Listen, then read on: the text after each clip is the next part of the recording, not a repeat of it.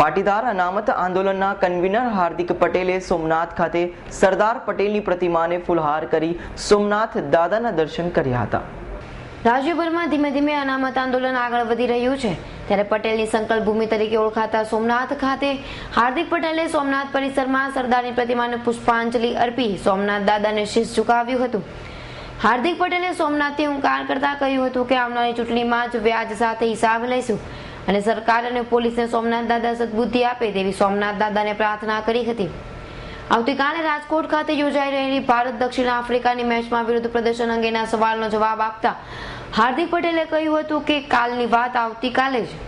आज भगवान सोमनाथ के दर्शन कराए, सरदार वल्लभ भाई पटेल ने इस मंदिर का जीर्णोद्धार करवाया था और खास तौर पर यहाँ कर सोमनाथ भगवान से यही मांगे कि गुजरात सरकार को सख्त बुद्धि दी जाए और जिस प्रकार वो गलत माहौल कर रही है और आज तक का इतिहास है बीजेपी का कि वो सिर्फ कौमवाद और जातिवाद पर लोगों को आपस में बवाल करवा कर अपनी राजनीति कर रहे हैं, तो उनको सख्त बुद्धि दी जाए।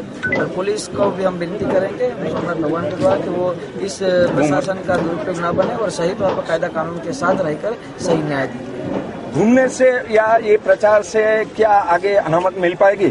अनामत तो मिलेगी, इसमें कोई दौरा नहीं, क्योंकि हम खुद ओबीसी में आते हैं, सिर्फ गुजरात में नहीं। गुजरात में सिर्फ रिजर्वेशन के आधार पर हमें ओबीसी में लेना है और संविधान में लिखा गया है कि ज़्यादा शैक्षणिक और आर्थिक तौर पर हमें लेना चाहिए और हम है उसमें, तो गुजरात में क्यों नहीं उसमें। चुनाव में यही रणनीति है कि जिस प्रकार गुजरात के अंदर हमारे भाइयों की हत्या कर दी गई, माँ बहनों को गाली दी गई, तो उसका बदला हम लेंगे और सही तौर पर हम कर्ज के साथ बदला लेंगे।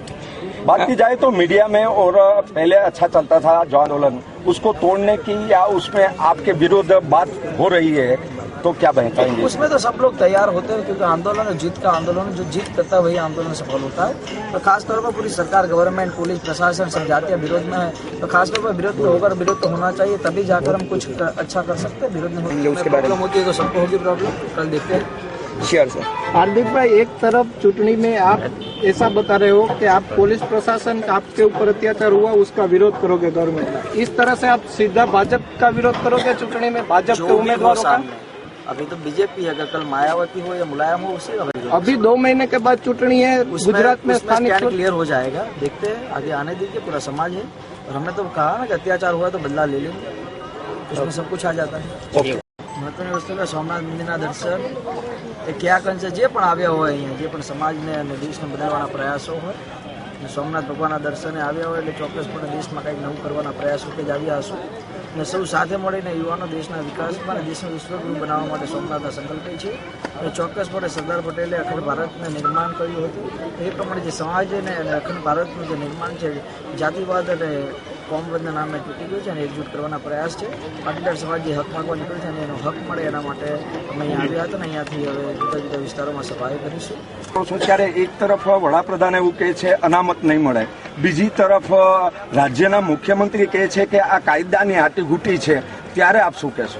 મહત્વની વસ્તુ કે વડાપ્રધાન એવું કહ્યું જ નતું કે અનામત નહીં મળે, અનામત મુદ્દે કોઈ ચર્ચા નહીં થાય, અનામતને હટાવવા નહીં આવે એ બાબતે વાત કરી હતી અને સંવિધાનમાં લખેલું છે અમે નેશનલ લેવલ પર અમે ઓબીસીમાં છે, ફક્ત ગુજરાતમાં નથી, અમે ખુદ ઓબીસીમાં આવીએ છીએ, ઓબીસીની માંગ કરી રહ્યા છીએ, એમાં કોઈ ગુનો નથી, હક છે અને હક સોમનાથ દાદાને પ્રાર્થના કરી છે કે ભારત દેશ વિશ્વગુરુ બને।